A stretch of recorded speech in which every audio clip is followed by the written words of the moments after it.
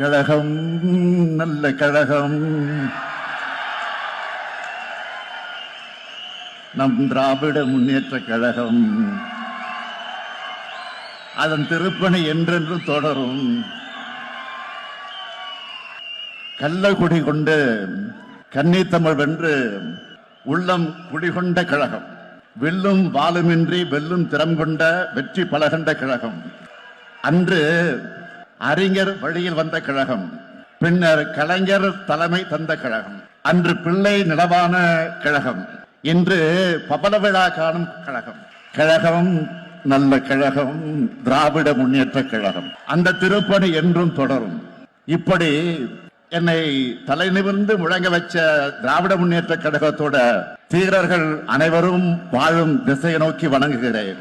உங்களுடைய வேவையாலும் ரத்தத்தாலும் மூச்சு காற்றாலும் உழைப்பாலும் தான் இத்தனை ஆண்டு காலம் கழகம் தலை நிமிர்ந்து நிற்குது, கம்பீரமா நிற்குது.